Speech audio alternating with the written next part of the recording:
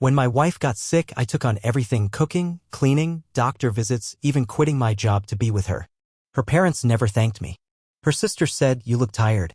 Maybe you should let us handle things." The next day, they filed for power of attorney and removed me from all decisions. I found out from a nurse. When I visited her in recovery, her mother said, "Don't upset her. She doesn't need your guilt." I sat in the lobby until visiting hours ended. I never saw her alone again. My name's Craig. I'm 38. I live in Dayton, Ohio. Until a year ago, I was a regular guy with a steady job, a small house, and a wife I loved more than anything. Her name was Megan. We met in our late 20s and got married after 2 years of dating. She was smart, funny, and real. Not fake like most people I knew. We had a quiet life, nothing fancy. We'd watch old movies on weekends, order Chinese food, talk about stupid things like whether we'd ever get a dog or move somewhere warmer. We were trying for a baby when everything changed. It started with Megan getting really tired all the time. Then the bruises started showing up on her arms and legs. First, we thought it was nothing, just low iron or something small. But after she fainted one morning in the shower, we went to the ER. The blood tests came back fast. She had lymphoma, the kind that moves quick. I remember everything about that day. The smell of rubbing alcohol in the room. The sound of her beeping. Her hand gripping mine so tight I thought she'd break it. She didn't cry. She just looked straight at the doctor and said, "Okay, what do we do now?" I was the one who broke down in the parking lot. The next week was a blur. Appointments, scans, blood draws. We met with the oncology team at Miami Valley Hospital. They laid out the whole plan: chemo, maybe radiation, possibly a stem cell transplant if things didn't go well. It was a punch to the gut, but we weren't going to give up. At first, I tried to balance everything. I kept working full-time and still made every appointment. But it didn't take long to realize I couldn't do both. She needed me, really needed me. She could barely eat after the first round of chemo. She was throwing up every few hours. She started losing weight fast. I saw her trying to act like it wasn't that bad, but I knew her. I saw how scared she was when she thought I wasn't looking. So I quit my job. I didn't even hesitate. We had some savings. I figured we'd make it work. I became her full-time caregiver. I cooked, cleaned, managed her meds, helped her to the bathroom, changed her bedsheets when she had accidents. I even sat through every chemo session, every follow-up, every night she spent in the hospital. I didn't care how tired I was. She was my wife. That's what you do. Her family showed up here and there, mostly to judge. Her mom, Diane, was cold, always had been, the kind of woman who treats emotions like a weakness. She liked control. If something wasn't done her way, she acted like it was a personal attack. Her dad, Ken, was just quiet. He didn't talk much. When he did, it was usually a comment about the weather or traffic. Useless. Her sister, Bethany, was a different kind of problem. She was younger, pretty, smug. She worked as a physical therapist in Columbus and acted like that made her some kind of medical expert. She visited twice during the first 3 months, and both times she questioned how I was handling things. "You look tired," she told me one night while Megan was asleep. She poured herself a glass of water from our fridge like she lived there. "Maybe you should let us handle things." I stared at her. "What do you mean, handle things?" "I mean, this is a lot. Maybe it's too much for you. We're family. We can help." I didn't like how she said "we," like I wasn't part of that. I brushed it off. Figured she was just being condescending. But the next morning I got a call from the hospital asking me not to visit until the afternoon. They were reorganizing her care schedule. Thought it was weird, but okay. I waited. When I showed up, the front desk nurse asked me to wait. Said someone would come talk to me. I thought maybe something had happened with Megan. Instead, a social worker came and pulled me into a side room. That's when she told me. "As of this morning," she said carefully, "your wife's family has been granted temporary medical power of attorney. They'll be overseeing her care moving forward." I just sat there. My head felt like it was full of static. "What are you talking about?" "I'm her husband. They submitted paperwork early this morning. Your wife signed it." I couldn't breathe. I felt like I was being choked. Why would she do that? "I'm not sure," the woman said, "but it's official. You'll need to direct any questions to the family." I pushed past her and went straight to Megan's room. Diane was already there, sitting like a damn bodyguard beside the bed. She didn't even look at me. "Don't upset her," she said sharply. "She doesn't need your guilt right now." "Guilt?" I said, almost laughing. "I gave up everything for her." Diane finally looked up. "She needs calm and stability, not someone falling apart." I wanted to scream, but Megan opened her eyes, saw me, and whispered, "Hi." She looked so tired. I didn't want to stress her out, so I just said hi back. Then I sat down in the corner. That's when the isolation started. From that day on, someone was always in the room with her. I was never alone with her again. Her mom, her sister, even Ken took turns. When I visited, they were cold and short. Sometimes I'd show up and be told it wasn't a good day, or that she was sleeping, or no visitors right now, even though other people were inside. The doctors stopped updating me. Nurses told me to ask the family. It was like I didn't exist. I still came. Every day. Sat in the lobby when they wouldn't let me in. Brought her books she loved. Her favorite lotion. Photos from our wedding. Most of the time, they didn't let me bring them in. "She doesn't need reminders right now," Diane said once. "They took my wife from me while she was still breathing." And that's when I decided I wasn't going to let it end that way. I stopped trying to argue with them after a while. Every time I pushed back, they made it harder to see her. I had no legal say anymore. Somehow, with a few signatures and a meeting behind closed doors, they'd stripped me of every right I had as her husband. I didn't even know that was possible until it happened. But I didn't give up. I started documenting everything. I kept a notebook. Dates, times, who was in her room, what the nurses said, how many times I was denied a visit. I wrote it all down. I started recording conversations when I could, especially with Bethany. She didn't know when to shut up. One afternoon, I caught her in the hallway and asked her directly, "Why are you doing this?" She smirked. "You were in over your head. Megan needs people who understand what she's going through. I was with her every damn day, and that was exhausting for everyone." She lowered her voice. "Honestly, Craig, you weren't helping." She was starting to feel guilty watching you fall apart.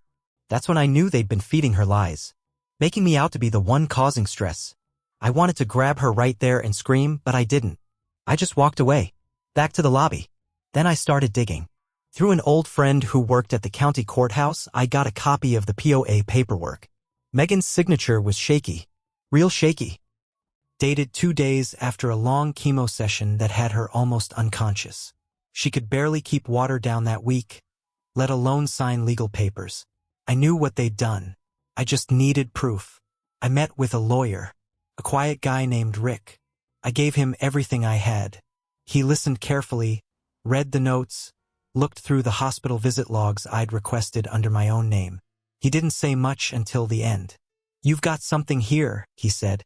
"It'll take time, but we can build a case." It wasn't just about control. I found out Megan's family had opened a separate account under her name. Her disability checks and insurance reimbursements were being redirected. I saw it on a shared statement Megan left in her home email, which they forgot to shut down.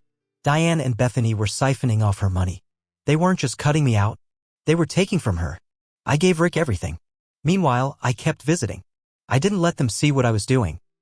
I sat quietly in the lobby like always, smiled when they let me in, pretended like I was just some sad, defeated husband. But inside, I was sharpening the knife. Then one day something changed. A nurse I didn't know pulled me aside. Young girl, quiet voice. She looked around before speaking. "Your wife's been asking for you," she said. "But they don't tell her when you're here." My heart stopped. "What?" "They tell her you're not coming. That you stopped visiting." She paused. "She cried yesterday. Said she thought you gave up." That's when something in me snapped. That night, I didn't go home. I parked across the street from the hospital and waited until the lights in her wings started going out.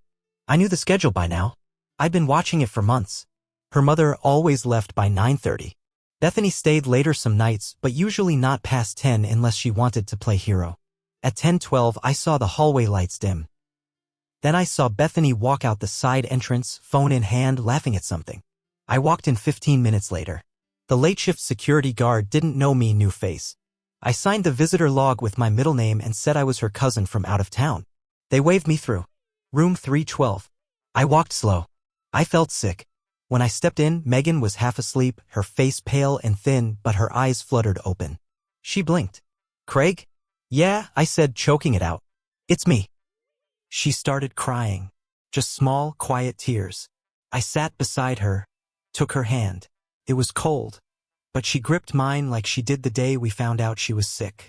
They said you weren't coming anymore, she whispered. I thought you left. No, I said. I never left. We talked for 15 minutes.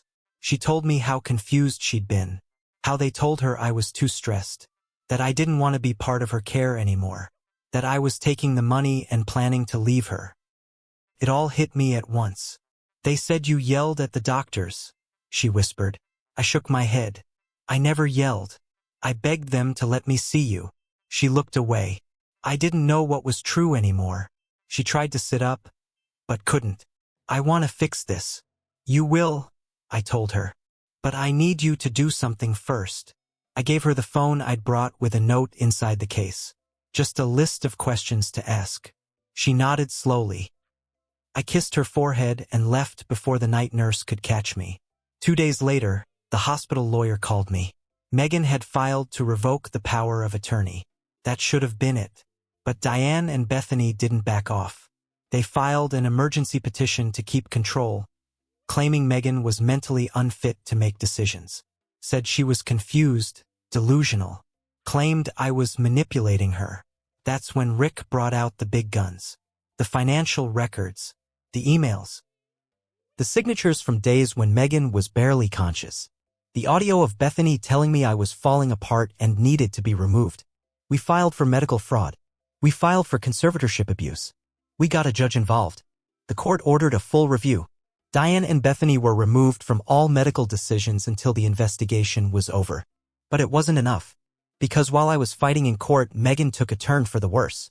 The infection hit hard. One of the chemo ports got infected and it spread before they caught it. She went septic fast. They moved her to the ICU. Machines started doing the breathing for her. I remember standing outside the glass, watching the tubes pump and hiss, her body still, and thinking, they kept me away for all this and now she might die. I stayed in the ICU waiting area 3 straight nights. I didn't go home. I slept in a stiff vinyl chair with a blanket from the nurse's station. Nobody told me to leave anymore. Diane and Bethany stopped showing up after the court ruling. Now it was just me and the machines. Megan didn't wake up for 2 days. When she finally opened her eyes, she looked scared. I walked in slow. She stared at me for a long time, then whispered through dry lips, "Don't let them take me again." That broke me. I dropped to my knees beside the bed and just cried. I told her everything. The lawsuit, the fraud, the emails, the recordings. She nodded slowly. I want to speak to someone. A lawyer. Someone outside the hospital. That's when she gave me the twist I never saw coming. She told me that Diane and Bethany weren't just after her money. She said Diane had been pushing her to sign a second will. One that cut me out entirely. She said it would make things easier. That I didn't need to worry about all the stress after. Megan hadn't signed it. She couldn't remember where it went or if they even left a copy with her. But she remembered one thing: the lawyer they brought wasn't hers. He was someone Bethany knew. Someone out of Columbus. And he hadn't asked a single question. I called Rick and told him everything. He ran the name we remembered, Paul Deason. Sure enough, Deason had his license suspended once before for unethical practices. Conflict of interest in a will dispute case. Same kind of thing. Rick went nuclear. Within 48 hours, we had subpoenas out. We filed motions in 2 counties. The hospital's legal team started distancing themselves from Diane and Bethany. Administrators called me directly. Things moved fast. But Bethany didn't stay quiet. She started a smear campaign online. Said I was an abusive husband. Said Megan had been trying to escape me for years. Posted old photos cropped to look like bruises, real ones from chemo, but twisted out of context. She even contacted my old job and told them I'd been under mental health watch. I lost every interview I had lined up. I couldn't believe how far she'd go. I started to wonder if it was just about the money or if she actually hated me that much. Or maybe she was just sick. Meanwhile, Megan was slowly improving. She was weak but getting stronger. She asked to be moved to a different facility. One where her family didn't have easy access. I made it happen. We changed her number. Blocked every relative. I thought we were finally safe. But then something showed up in the mail. A letter. Not from Diane. Not from Bethany. From Ken, Megan's father. The envelope was hand-addressed in neat, careful writing. No return address, just a date and postmark. I opened it in the car outside the rehab facility where Megan was recovering. Inside was a single sheet of paper folded twice. Craig, I know what they did. I didn't know all of it, not until the lawyer called me. I should have spoken up sooner. I should have stopped them. There's something you need to know. About the house. The account. The will. You're not going to like it. Please meet me. I'll explain everything. Come alone. Ken, there was an address. A diner on the edge of town. One of those places with a broken neon sign and checkered floors that hadn't changed since 1975. I didn't know what to expect when I got there. Ken had always been quiet. Detached. Not cruel like Diane or arrogant like Bethany, just there. Present, but not really part of anything. He was already sitting in a booth when I walked in. Had a coffee in front of him. No food. No newspaper. He looked old. Older than I remembered. His hands were shaking slightly. You came, he said. Just talk, I said. He sighed and rubbed his face. They've been planning this a while. What do you mean? I mean, Diane knew the odds. Knew how sick Megan was. Figured she wouldn't make it. She started talking about preparing early. Months ago. Said she didn't want Megan's money going to you. I clenched my fists. It's not her money. It's Megan's. I know. He looked down. She moved fast. Got Bethany involved. Found a lawyer who'd play ball. They tried to convince Megan she was signing updates. Healthcare paperwork. But it wasn't just that. He pulled out a flash drive. This has copies of everything. I kept backups. I don't agree with how they did things. But I didn't stop them. That's on me. What's on there? I asked slowly. Bank records. Emails. A recording Bethany made by accident while talking to that lawyer. You'll want to hear it.